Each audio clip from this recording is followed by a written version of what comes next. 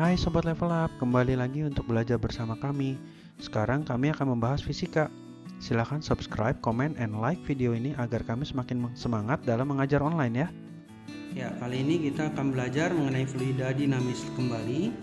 Nah, kali ini kita akan belajar mengenai aliran jika ada pancuran di dalam tabung yang berisi fluida atau cairan. Oke.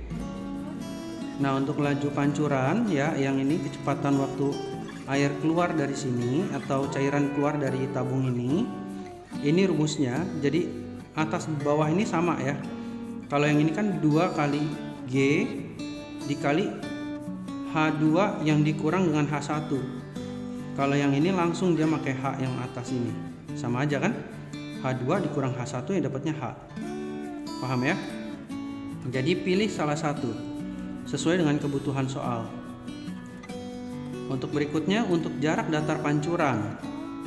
Nah, jarak datar pancuran cara menghitungnya adalah ini. Ya, X sama dengan 2 kali akar H dikali dengan H1. Ya, biar lebih paham kita langsung ke contoh soal ini aja ya. Nah, kecepatan air yang keluar dari lubang adalah, kalau misalnya dikasih tahu seperti ini gambarannya. Pertama, untuk kecepatan itu rumusnya ini 2GH. H-nya itu kan yang ilustrasi atas begini ya. Berarti kalau ilustrasi ini H-nya di sini. Dan nilainya belum ada. Tapi sudah ada nilai X dan juga sudah ada nilai H1. Ya, yang ini H1. Jadi kita pakai rumus ini ya. Pertama kali kita cari H-nya dulu. Jadi X sama dengan 2 akar H dikali H1. X-nya itu 1 meter, 2 dikali akar. Nah, nilai satuan di sini wajib meter ya. Ini meter, ini meter, ini meter. Jadi sini H dikalikan dengan 0,5. Nah, ini biar akarnya hilang, kita kuadrat aja dua belah pihak. Oke. Jadi ini 1 sama dengan 4 dikali H dikali 0,5. Ya, akarnya hilang. 4 sama 0,5 hasilnya 2. Jadi nilai H adalah setengah meter. Setelah dapat nilai H, ingat yang ditanya itu adalah V. Rumus V adalah ini. Jadi V sama dengan akar 2GH. Nilai G biasanya pakai 10 ya. Jadi ini masukin, coret-coret, dapat V-nya adalah akar 10 meter per second. Lanjut lagi kita ke contoh soal pengembangan di fluida dinamis. Jadi di fluida dinamis ini ada berbagai macam pengembangan soal. Nah, ini salah satunya yang cukup sering keluar ya. Air terjun setinggi 20 meter digunakan untuk pembangkit listrik tenaga air. Setiap detik mengalir 10 meter kubik. Jika efisiensi generator adalah 55% dan G nilainya 10 meter per second kuadrat, berapa daya yang dihasilkan dalam satuan kilowatt? Nah, untuk soal ini kalian perlu mengingat-ingat rumus daya. Itu adalah usaha per waktu. Nah, usaha di sini energi sebenarnya. Oke. Di mana nilai energi ini boleh didapat dari energi potensial karena ada ketinggian airnya. Paham ya? Jadi di sini energinya pakai energi potensial MGH. Yang dikasih tahu di soal di sini adalah volume, bukan massa.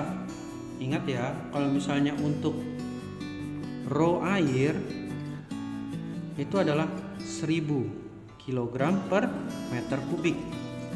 Dan rumus rho adalah massa per volume. Nah, di sini volumenya 10, berarti di sini kalau kali silang berarti massa didapat 10 dikali 1000. Jadi dapatlah 10.000 kg. Oke. Nah, kita masukin dalam sini, berarti massanya di sini 10.000 dikali percepatan gravitasi 10 dan ketinggiannya 20. Dapatlah nilai sebesar 2 dikali 10 pangkat 1, 2, 3, 4, 5, 6 Joule. Nah, dapat energi potensial di mana itu adalah menggantikan usaha di sini W besar. Waktunya bagaimana? Nih, setiap detik berarti T-nya 1 detik. Ya. Jadi dayanya yang dihasilkan adalah 2 kali 10 pangkat 6 per 1 detik atau 2 kali 10 pangkat 6 watt. Nah, udah dapat. Ingat ya, yang di sini tuh ada efisiensi, dia bilang 55%. Nah, karena ada efisiensi 55% ini, berarti ini kan daya total dari energi potensial seluruh air terjun yang digunakan. Namun, jika ada efisiensi seperti ini, nilai efisiensi kita kalikan dengan ini. Ya. Jadi daya yang dihasilkan adalah 2 dikali 10 pangkat 6 dikali 55%. Jadi dapat 2 kali 55 110 dikali ini sama ini jadi 10 pangkat 4 ya watt. Nah, setelah itu baru kita ubah dalam bentuk kilowatt. 1 kilowatt itu 1000 watt. Jadi di sini kita bagi 1000 untuk bisa jadikan kilowatt. Jadi di sini 10 pangkat 5. Ini ada 11 per 1000. Dapat deh 11 dikali 10 pangkat 2 kilowatt. Oke, ini hanya untuk mengubah dalam bentuk watt ke kilowatt. Paham ya? Nah, berikutnya adalah tentang gaya angkat sayap pesawat terbang. Jadi ini ilustrasi penampang sayap pesawat terbang ya. Dimana ini adalah tekanan yang di atas, P itu tekanan yang di bawah. V2 ini adalah aliran udara yang di atas sayap, dan V1 itu adalah aliran udara di bawah sayap. Dan nilainya itu selalu kebalikan. Jadi kalau misalnya V2 lebih besar daripada V1, maka P1 lebih besar daripada P2. Untuk kondisi pesawat sendiri kan bisa terbang, bisa juga dia waktu mendarat. Nah, ini saya jelaskan versi bahasa saya ya. Kalau misalnya kita mau terbang berarti kan naik ke atas. Nah, kalau naik ke atas saya ibaratnya tuh kayak gini. Saya kasih dorongan ke atas, berarti saya tekan ke atas ini. Berarti nilai P1 lebih besar daripada P2 waktu mau terbang. Jadi kalau misalnya P1 lebih besar daripada P2, artinya V1 kebalikannya ya, jadi lebih kecil daripada V2. Kalau misalnya mau mendarat, berarti kita ibaratnya ini kayak kita tekan ke arah bawah. Nah, kalau misalnya kita tekan ke arah bawah, berarti kan nilai P2 lebih besar daripada P1. Hal itu mengakibatkan V2 nilainya lebih kecil daripada V1, karena ini ya selalu berlawanan. Jadi menurut saya itu kalimat sederhananya untuk memudahkan dalam pemahamannya.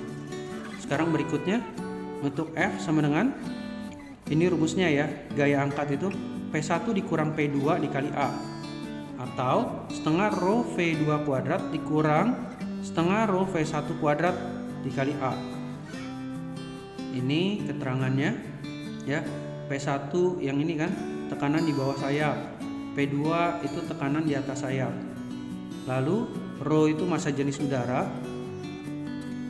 V itu adalah kecepatan aliran udara. Berarti kalau V2 ya kondisi yang di atas ini, kalau V1 berarti yang di bawah. A itu adalah luas total bidang di bawah sayap. Nah, langsung aja kita ke contoh soal.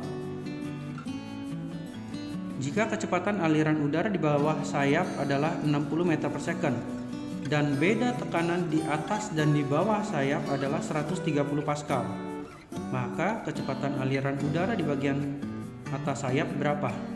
Oke, berarti kita masukin rumusnya yang ini ya. P1 dikurang P2 kali A sama dengan, kebetulan karena dia kaitannya sama kecepatan dan juga ada tekanan, berarti kita pakai rumusnya yang ini aja. Oke. Jadi ini sama dengan setengah rho V2 kuadrat dikurang setengah rho V1 kuadrat dikali A. Di sini luasnya pasti sama karena kita menggunakan pesawat yang sama. Lalu P1 min P2 berarti itu adalah beda tekanannya ya. Satuan Pascal itu sama ya, seperti Newton per meter kuadrat. Jadi di sini 130 sama dengan, ini saya faktorin aja ya, setengah rho-nya ini kan sama, setengah rho V2 kuadrat dikurang V1 kuadrat. Jadi di sini setengah dikali rho-nya ini ya, rho udara ini 1,3. Di sini ada V2 kuadrat min V1 kuadrat. Ini 130. Nah, biar enak ini saya hilangin pecahannya, saya kali 2. Jadi di sini 260 sama dengan 1,3. Oh ya, kita langsung masukin aja. Di bagian bawahnya 60 meter per second, berarti itu V1 ya. Jadi di sini V2 kuadrat dikurang 60 kuadrat. Ini saya bagi dulu. Jadi 260 per 1,3 sama dengan V2 kuadrat dikurang 60 kuadrat.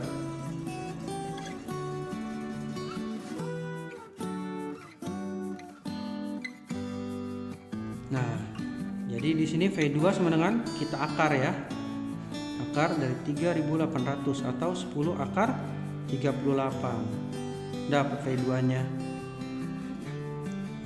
Nah, berikutnya ini ada latihan soal. Kalian coba latihan kerjakan. Untuk jawaban boleh lihat di kolom deskripsi.